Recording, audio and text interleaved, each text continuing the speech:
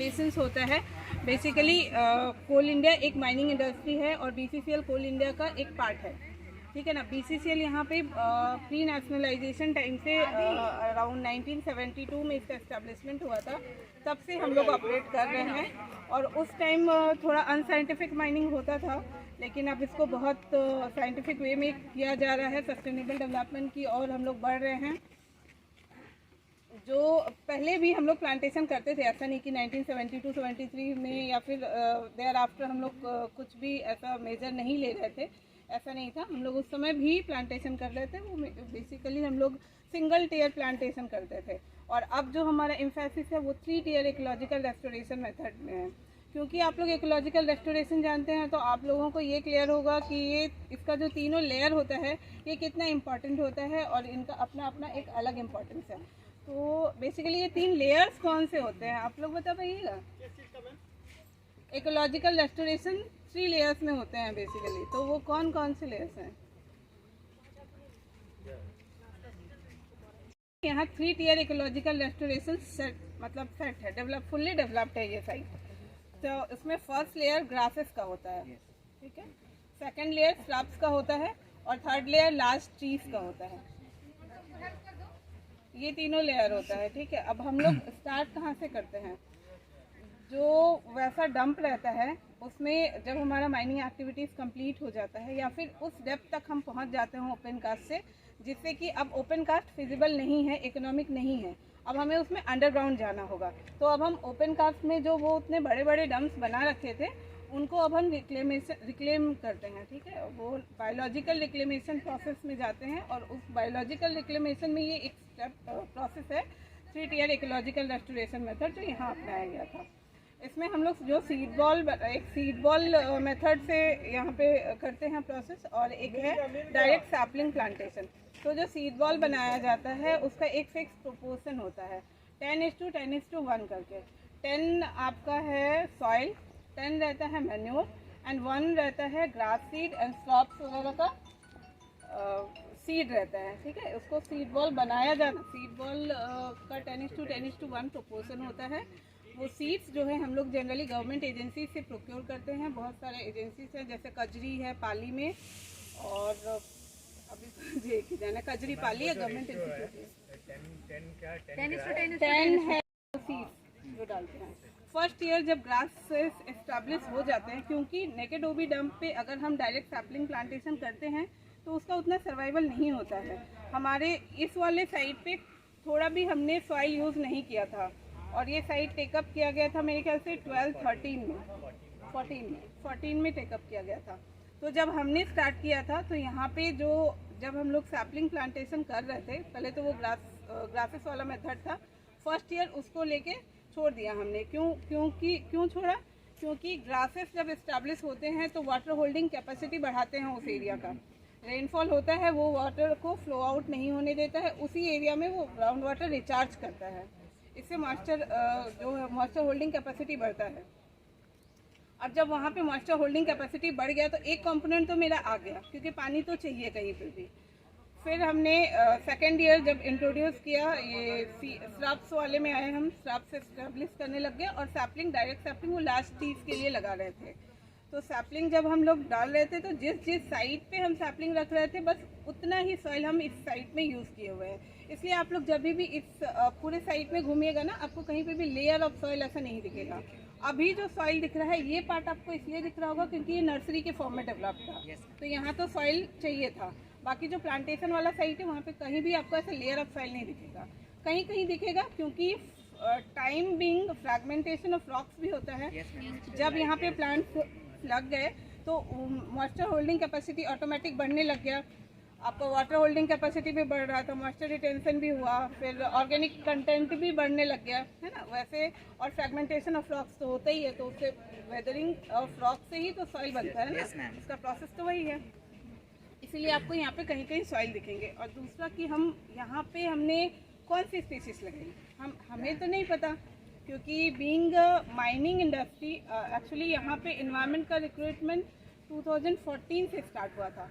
उससे पहले यहाँ पे एनवायरनमेंट स्पेसिफिक कोई कैडर नहीं था कोल इंडिया में पूरे। तो एनवायरनमेंट स्पेसिफिक कोई ऐसा कैडर नहीं था। जो लोग पहले थे वो लोग ही अगर मतलब हायर एजुकेशन में जाके अपना कैडर चेंज उन लोगों ने करवाया होगा, तो कुछ लोग थे, मतलब ऐसे स्पेसिफाइड पूरा डिसिप्लिन नहीं डिफाइन किया हुआ था। फिर 2014 ऑनवर्ड्स ये एक कैडर आया पूरा एनवायरनमेंट का। उसके पहले हमें कोई एक डायरेक्शन मिला हुआ था, जो हमारे रेगुलेटरी अथॉरिटीज़ होते हैं MOEFCC एंड ऑल, उन लोगों ने बोला कि आप लोग जो है, आप लोग का जो प्लांटेशन वाला मेथड है उसको आप और अच्छे से डेवलप कीजिए। तो बीइंग माइनिंग इंडस्ट्री, हमारे पास उस समय इतना एक्सपर्टीज़ नहीं था। हमने एक गवर्नमेंट एजेंसी है FRI, आप लोगों ने नाम भी सुना होगा, forest research institute Dehradun, MOEFCC के अंडर आता है। उन लोगों ने एक रोड मैप बनाया। पहले तो वो यहाँ आए, उन लोगों ने जैसे हमारे माइनिंग जो साइट्स हैं उसके आसपास का स्टडी किया। फिर उन लोगों ने वो नेटिव स्पीसीज लिस्ट आउट करके हमें एक रोड मैप में मेंशन करके दिया कि आप ये वाले स्पीसीज लगा सकते हैं, वो चाहे वो ग्रासेस के हों। ग्रासेस भी हमने अपने एरिया के हिसाब से स्पीसीज लग रहा है, यही ना? हाँ, एरिया के नेटिव बेसिकली लोकल बोला जाता है ना, क्योंकि ये एक पूरे धनबाद का ही ऐसे देख लो, झरिया कोलफील्ड बेसिकली धनबाद में ही एग्जिस्ट करता है, तो पूरे धनबाद का ही देख लो। साइट स्पेसिफिक उन लोगों ने स्टडी किया था। और जैसे कुसुंडा है, तो कुसुंडा के आसपास कैसे ट्रीज हैं, और ये पाया गया उनके स्टडी में कि जो 5-6 ऐसे स्पेसिफिक थे, जैसे शीशम था, करंज था, कचनार था, अर्जुन था, ये सब मतलब अच्छे ग्रो होते हैं और उनके लिए इतना ज़्यादा सॉइल का रिक्वायरमेंट भी नहीं होता है। तो उन लोगों ने वैसा लिस्ट आउट किया है, वो सारा कुछ इस बुकलेट में मेंशन किया हुआ है। सॉफ्ट कॉपी हमारा जो साइट है एनवायरनमेंट डिपार्टमेंट का, BCCL का, उसमें पूरा मिल जाएगा। तो आपको कोई भी इंफॉर्मेशन चाहिए होगा इससे रिलेटेड, वो पूरा हमारे साइट पे अवेलेबल है, ठीक है? हाँ, BCCL के साइट पे। अब आप इसको देखिए, ये भी कहीं वैसा ही डंप हुआ करता था जैसा आप आते हुए देख रहे हैं। ये क्या है? एक पार्क है, जैसे ये है ना इको पार्क, वैसे ये भी एक इको पार्क की फोटो ली गई है। मेरे ख्याल से आप लोग गए भी होंगे Parasnath. Yes ma'am, last year आप लोग पारसनाथ उद्यान, हाँ, BCCL का है। हम लोग का प्लानिंग पहले वहीं था। कतरास नेट पे सर्च मारना ना, लास्ट ईयर का वो फोटो भी डाला हुआ है नेट पे। अभी दिखाते हैं, तुम लोगों की भी लास्ट ईयर की फोटोज दिखाते हैं। ये देखो, ये कंप्लीट ट्रांसफॉर्मेशन प्रोसेस होता है, इकोलॉजिकल रेस्टोरेशन। दिखता है? एक बुकलेट कोई उस साइड पकड़ के खड़े हो जाओगे तो सबको विजिबल हो जाएगा। देखो, पहले फिजिकल, जैसे वो डंप रहता है ना, तो जहाँ फिजिबल होता है, हर जगह हम ऐसा फिजिकल रिक्लेमेशन नहीं करते हैं। जो सॉइल डाल के लेवलिंग किया हुआ ना, वो हम हर जगह नहीं करते हैं। इस वाले साइड में तो नहीं किया गया था।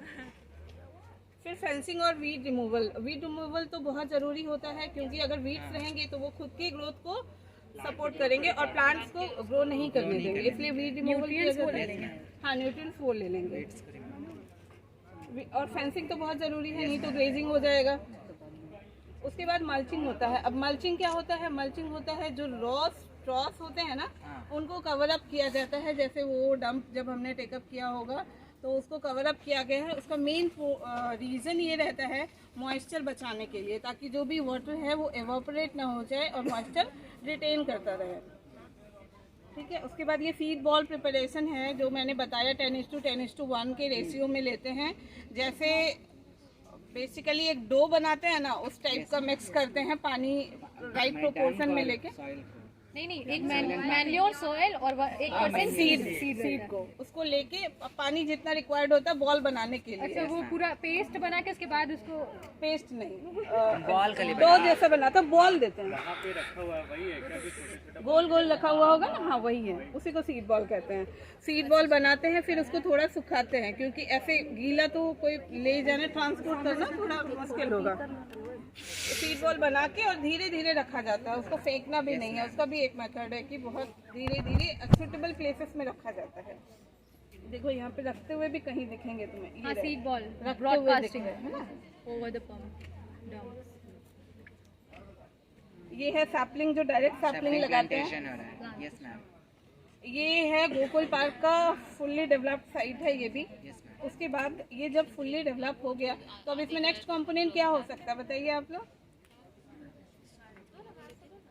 वेजिटेशन। जब फ्लोरा आ गया तो फोना आएगा ना। यस मैम, तो ये है बायोडाइवर्सिटी, फ्लोरा एंड फोना के कॉम्बिनेशन को ही तो बायोडाइवर्सिटी कहते हैं ना। यस मैम, तो ये पूरा कंप्लीट प्रोसेस है। यस मैम, इसका भी डिटेल आपको वेबसाइट पे मिलेगा। ये डिफरेंट मेथड्स ऑफ प्लांटेशन होता है, वो जो हमने बताया फराई देहरादून हमारे साथ एंगेज है, चालू वो वालू उनके करके दो ना। scientists ही काम कर रहे हैं इन सारे स्लाइड्स में। वायरलेस है ना। ये देखिए, ये आपको सीड बॉल की फोटो देखनी चाहिए। यस यहाँ पे मैम। सीड बॉल देखना, ये वाला चंदू खुद देख। नहीं आप दिखा दीजिए सामने ला दीजिए। ठीक है, यहाँ देखिए मिक्स करते हुए भी है, ड्राई मिक्स कर रहे हैं, फिर पानी डालते हैं, फिर बॉल बनाते हैं। ठीक है, और देखिए फर्स्ट ईयर ग्रासेस के फॉर्म में आए हैं, और ग्रासेस का भी स्पेसिस हमें स्पेसिफाई किया हुआ है, हम ग्रासेस भी अपनी मर्जी से नहीं लगाते। सही बोला, ऐसे भी वो जो बहुत ज्यादा है। वो जो मैं बोल रही थी कि सारे स्पेसीज हमें दिए हुए हैं, उसमें से कुछ कुछ स्पेसीज इसमें लिस्ट आउट किया हुआ है, श्रब्स का भी, ग्रासेस वो का जो भी। रीजन स्पेसिफिक है मैम। हाँ, नेटिव जो है। अब ये देखिए बिफोर एंड आफ्टर आप एक साथ देखिएगा तो समझ जाएगा। यस मैम, ये तेतुलमारी का ओबी डंप है, ये 2011 में हमने टेकअप किया था। ये हमारा फर्स्ट, स्टूडेंट है मैम तेतुलमारी से, कोई थे नहीं तेतुल। हाँ मेनली आप लोग धनबाद रीजन से हैं तो प्रोबेबली आप माइंस का आइडिया रखते होंगे। हो सकता है विजिट ना कर पाए हों, तो ये बहुत अच्छा ओकेजन है आपके लिए माइंस तक आने का, क्योंकि आपको ओपन एक्सेस मिल रहा है, ऐसे माइंस में अलाउड होते नहीं हैं। ये है बिफोर का, 2011 में एफआरआई देहरादून के साथ ये साइट टेकअप किया गया था। 2022 में आज इसकी ऐसी स्थिति है।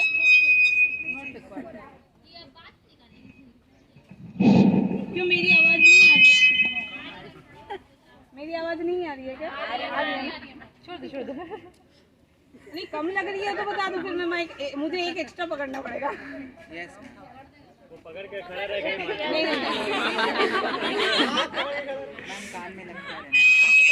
हाँ फिर वो थोड़ा दिक्कत है। अभी हम लोग इकोलॉजी में बात करें, वो और डैमेज करेगा। हाँ वो हमारे इकोसिस्टम को यहाँ। यस मैम, अच्छा देखिए, ये 2022 में ये साइट अभी ऐसा है, अभी यहाँ हम लोग भी जाने में डरते हैं। क्यों? हाँ, अंदर डेंस है ना। डेंस। अब ये देखिए, ये तेतुलमारी का ही पूरा ट्रांसफॉर्मेशन है, कैसे कैसे हुआ आपको एकदम अच्छे से समझ जाएगा। ये नेकेड ओबी डंप है, 2011 में जब हमें साइट मिला था, जो मैं बता रही हूँ कि ये जो बाहर साइट आपको दिखने को है, वैसे से हम लोग ऐसा लेके आते हैं। तो जब वो फुल हो जाता है, मतलब उसमें ओबी डंपिंग कंप्लीट हो गया, अब जितना वहाँ फर्दर मतलब डंपिंग है, जितना रिसोर्स निकल जाने के बाद, नहीं, रिसोर्स निकल जाने के बाद जहाँ पे हम डंप कर रहे हैं बेसिकली, डंपिंग। एक मिनट, माइनिंग जब हम करते हैं तो हमारा दो कंपोनेंट होता है। मेन हमारा हुआ रॉ कोल, जो हमारा प्रोडक्ट है, उसको छोड़ के जो भी है वो ओबी है, और उसको एक जगह स्टैक करते जाते हैं, उसी को ओबी डंप कहते हैं। ठीक है, ओबी मतलब ओवरबर्डन मटेरियल, ओवरबर्डन, हाँ ओवरबर्डन। ये 2011 में जब साइट टेकअप किया गया था, हमें जब ओबी वहाँ डंपिंग कंप्लीट हो गया, तब हमें हैंड ओवर किया जाता है कि आप इसको रिक्लेमेशन कर सकते हैं करके। ठीक है, ये है 2011 में। फिर देखो ग्रासेस आए फर्स्ट ईयर, श्रब्स ग्रो हो रहे हैं। फिर उसके बाद यहाँ 3 tier ecological restoration complete established है। उसके बाद ये बायोडाइवर्सिटी वगैरह भी आया हुआ है ना। ऐसा ही ये पूरा प्रोसेस है। ये है दामोदा का है, कुछ लोग यहाँ चंद्रपुरा वगैरह से भी है ना। वो भी साइट 2011 में ही ली गई थी, वो प्रोफेसर CR बाबू के अंडर लिया गया था, वो भी मिनिस्ट्री में थे। अब हमारे साइट जो हम लोग ये साइट डेवलप कर रहे हैं, उसको साइंटिफिकली भी ये कराना पड़ेगा ना कि कितना सक्सेसफुल हो रहा है हमारा रेस्टोरेशन। तो इसको लेके कुछ साइंटिफिक स्टडीज भी कराए गए हैं हमारे साइट पे। उसमें एक है कार्बन सिक्वेस्ट्रेशन स्टडी कराया गया था, तेतुलमारी के ही साइट में कराया गया था, और दामोदा में क्योंकि वो हमारा फर्स्ट प्रोजेक्ट था, तो विथ ड्यू टाइम कितना वो सक्सेस कर पाया है, कितना कार्बन सिक्वेस्टर करता है, वो पूरा इस स्टडी में किया गया था। ISM धनबाद ने की थी ये स्टडी। ये कुछ बटरफ्लाईज हैं, ये हमारे ही साइड के हैं। कहते हैं बटरफ्लाई जो है इंडिकेटर ऑफ हेल्दी इकोसिस्टम होता है। तो जहाँ बटरफ्लाई आया मतलब फूड चेन लगभग एस्टेब्लिश हो चुका है।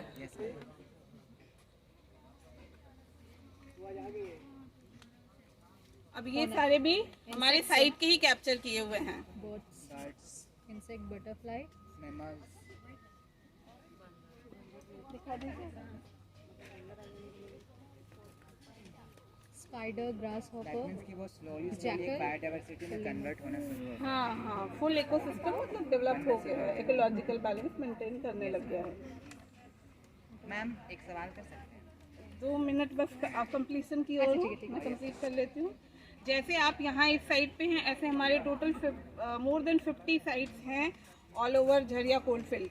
झरिया कोलफील्ड टोटल 12 एरियाज में डिवाइडेड है। तो आप लोग मेरे ख्याल से लगभग सारे एरियाज से लोग हैं यहाँ, जैसा मैंने देखा। एक तो रांची की भी है। तो ये सारे हमारे जो हर एक एरिया में एक से ज़्यादा साइट्स है, तो हमने एक एक साइट की फ़ोटो ली है क्योंकि सब यहाँ कंपाइल नहीं कर सकते।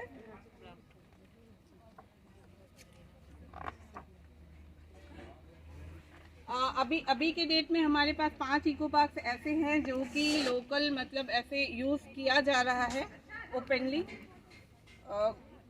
पब्लिक को एक्सेस दिया गया है उनमें। उसके बाद 2 इको पार्क हमारा डेवलप हो के रेडी है, वो है बस्ताकोला में, और जो 5 हैं वो हैं एक कुसुंडा में, एक पारसनाथ जो कतरास में है। प्रोबेबली पारसनाथ भी आप लोगों का विजिट हुआ था। हाँ, लास्ट ईयर सीनियर्स लोग का हुआ था। अच्छा, फिर गोकुल पार्क भी आप लोगों का विजिट हुआ है। सीनियर्स अच्छा, सबको अलग, हर बैच को अलग अलग मौका ये आपका मतलब आपके कॉलेज का 3rd विजिट है मेरे ख्याल से, तो 3rd साइट है। एक हमारा कोयला नगर में भी डेवलप किया हुआ है, तो जो लोग कोयला नगर के हैं वो लोग भी वहाँ आ सकते हैं, ओपन एक्सेस है वहाँ पे भी। मैम एग्रीकल्चर के लिए भी इसको यूज़ किया जा सकता है? पायलट प्रोजेक्ट में हमने एग्रीकल्चरल एक्टिविटीज़ भी इनफैक्ट इसी साइट में शुरू किया था। पैडी कल्टीवेशन किया हुआ है, वीट पैडी के लिए तो बहुत किया है, शुगर केन किया है। मैम हॉर्टिकल्चर वगैरह जैसे फ्रूट का अगर कुछ भी फ्रूट बियरिंग specific बहुत हो- सारे पेड़ मिलेंगे आपको अंदर। सेक्शन में सिर्फ फ्रूट बियरिंग है। हाँ, तो ये हॉर्टिकल्चर में मैंने काउंट मैंने कर सकते हैं। हाँ हाँ, अगर कोई स्पेसिफिक अगर कहीं पे होता है स्पेसिफिक देखो, हमारा मेन पर्पस पहले रहता है रेस्टोर करना, है ना। उसके बाद हम ये सब जोन जब Economically डेवलप इसको होने अगर हम लग लोग- देखो हाँ। डेवलप होने लग जाता है, क्या होता है कुछ तो पहले हमें सेल्फ सस्टेनिंग जैसा हार्डी स्पेसिस काइंड ऑफ देना पड़ेगा ना, जो पहले अच्छे से ग्रो हो जाए। जब सॉइल बनना स्टार्ट हो जाएगा उसके बाद तो किसी भी टाइप का पेड़ लग जाएगा। ये इको टूरिज्म विजिट के ही फोटोज हैं। सुने होंगे सस्टेनेबिलिटी, इकोलॉजी और इन्वायरमेंट। कोई बता पाएगा ये तीनों क्या होते हैं? सस्टेनेबल मतलब कि सबको लेकर चलना है, ऐसा मतलब फॉर फ्यूचर को सोच के। और इकोलॉजी का मतलब होता है the relationship between biotic and abiotic component. ठीक है। और environment is all about our मतलब बायोटिक एंड सराउंडिंग, बायोटिक और बायोटिक कंपोनेंट के जितने and the resources present in the environment. तो डिफरेंस है इन्वायरमेंट और इकोलॉजी में कुछ, या दोनों बिल्कुल सेम वर्ड है? Environment is not a part of ecology. Yes, good. The subset, ecology subset है।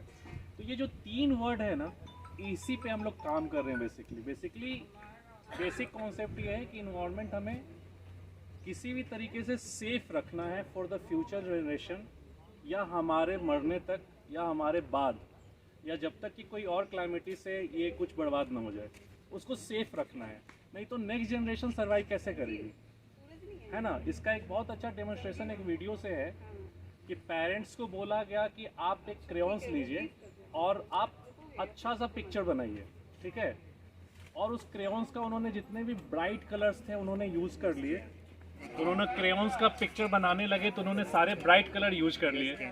फिर उनके चिल्ड्रन को रूम में लाया गया और कहा कि अब उसी क्रेयॉन्स को यूज करके फिर से पिक्चर बनाओ। तो उनके पास बस sad colour, black colour, white colour ऐसे बच गया। तो compare the picture of two used by the first generation and the second generation, you will find that कि फर्स्ट जनरेशन ने बड़ी ब्राइट पिक्चर्स बनाई और सेकेंड जनरेशन का पिक्चर बहुत डल था। सेम हमारे इन्वायरमेंट के साथ हो रहा है कि अगर आप सब यूज करके चल देंगे तो जो नेक्स्ट जनरेशन आएगा उसको क्या मिलेगा। That is the word comes the sustainable, कि how we are preparing this world, saving this world, कि हम उसे नेक्स्ट जनरेशन को ट्रांसफर कर सकें। तो ये हुआ सस्टेनेबल। नेक्स्ट हुआ इन्वायरमेंट, जो इन्होंने बताया कि एबायोटिक और बायोटिक कंपोनेंट है, ये इन्वायरमेंट है। लेकिन एक पार्टिकुलर सेगमेंट में जब एबायोटिक और बायोटिक कंपोनेंट एक दूसरे से इंटरेक्ट करते हैं एक छोटी सी जगह पे, जैसे एक पॉन्ड की साइड पे इंटरेक्शन अलग होगा एक डेजर्ट की साइड से, है ना। तो वो इस छोटे से एरिया को बोला जाता है इकोलॉजी, जहाँ पे फूड चेन इट मीन्स की फौना और फ्लोरा इट मीन्स की जो ये हम ग्रो करते हैं प्लांट्स वगैरह, इन दोनों का आपस में इंटरेक्शन होता है। ये फ्लोरा एंड फौना का इंटरेक्शन को हम लोग बेसिकली इकोलॉजी बोलते हैं, ठीक है। तो ये जिस जगह पे आप आए हैं इसका नाम है वृंदावन इकोलॉजिकल पार्क, है ना। हुआ क्या है कि हमने यहाँ से कोल एक्सट्रैक्ट किया था। कोल एक्सट्रैक्ट करने का कोल है ना, कन्वेंशनल फ्यूल है, वो लेयर्स में होती है। तो जहाँ पे कोल टारगेटेड होता है उसके ऊपर सॉइल या रॉक की लेयर होती है, जिसे हम तब जब तक हटाएंगे नहीं कोल तक पहुँचेंगे नहीं। तो वो हमारे लिए एक तरह का वेस्ट मटेरियल या बाई प्रोडक्ट है जो कोल निकालने में निकल जाता है। काफ़ी वेट होता है, अगर डेंसिटी आपको पता हो तो नियरली 2.67 एवरेज डेंसिटी होती है इसकी, और जो कोल होता है वो 1.12 नियरली वाटर के आसपास ही होती है उसकी डेंसिटी। तो ये जो काफ़ी बल्की मटेरियल, इसको पहले साइड हटाना होता है फिर कोल निकालते हैं। ये जो मटेरियल हमने साइड निकाला, अब क्या करें इसका, ठीक है। तो देयर आर टू वेज कि जहाँ से कोयला हमने निकाल लिया वापस उस जगह को फील कर दें, लेकिन अगर हमने साइड निकाला और अब फील करने का कोई ऑप्शन नहीं है तो बनते हैं ओबी डम्प्स, ठीक है, जो अब रीहैंडल नहीं होंगे क्योंकि उनको वापस डालना नहीं है, ठीक है।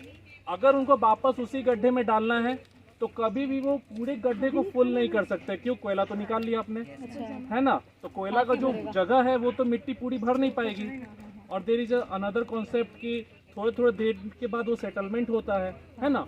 तो ये जो भरने के बाद जो हमारे पास गड्ढा बच गया, हम चाहें उसमें तो पिसिकल्चर डेवलप कर सकते हैं, लेकिन ये जो ओवर बर्डन हमारे पास बचा उसका क्या करें, तो उस पर हम प्लांटेशन करते हैं, है ना। क्यों प्लांटेशन करते हैं, क्योंकि मोस्ट ऑफ द टाइम जब हम कोल एक्सट्रैक्ट करने आए थे तो मुझे ऐसा ही फॉरेस्ट एरिया, ऐसे ही प्लांट्स मिला था जहाँ पे एक वेल इस्टेब्लिश फ्लोरा और फौना का इंट्रैक्शन था, इकोलॉजी थी। हमने उसको डिस्टर्ब किया अपने फ़ायदे के लिए, कोल निकाल लिया। तो अब हम वापस क्या देंगे नेक्स्ट जनरेशन को, वो गड्ढा या वो ख़राब सा बदसूरत सा नहीं। तो नेक्स्ट जनरेशन को हम वापस करेंगे वही इकोलॉजी इस शेप में जैसी थी। तो ये हम कोशिश कर रहे हैं डेवलप करने का, और हम चाहते हैं कि फ्लोरा एंड फौना डेवलप हो जाए।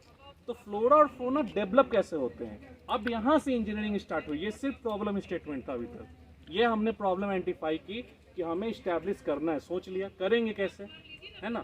तो करने के लिए दो चीज हमने पढ़ा है, फूड वेव और फूड चेन, एक के पीछे एक आएगा, है ना। तो इंसेक्ट को ग्रो होने के लिए क्या चाहिए, एक मिट्टी और ग्रास। तो सबसे पहले ग्रास लगाया, छोटे इंसेक्ट आ गए, उससे बड़े थोड़े पौधे, बड़े बड़े श्रब्स, है ना, और हर्ब्स दिए। तो उसके पीछे से फ्रॉग वगैरह आ गए, स्नेक्स आ गए, और फिर उसके पीछे चाहिए मुझे बर्ड्स, तो मुझे चाहिए ट्री। तो इसीलिए 3 टियर प्लांटेशन हमने ग्रो किया कि वो उनके लिए फूड और शेल्टर प्रोवाइड कर सके। और ये अगर हो जाएगा तो कुछ बायो इंडिकेटर्स हैं, पेड़ हैं, पंछियाँ दिखने लगेंगे, सब सेटलमेंट हो जाएगा आपस में, तो वापस से वो फ्लोरा एंड फौना डेवलप हो जाएगा, इकोलॉजी डेवलप हो जाएगी, और हम कहेंगे कि इन्वायरमेंट हमने सेव किया।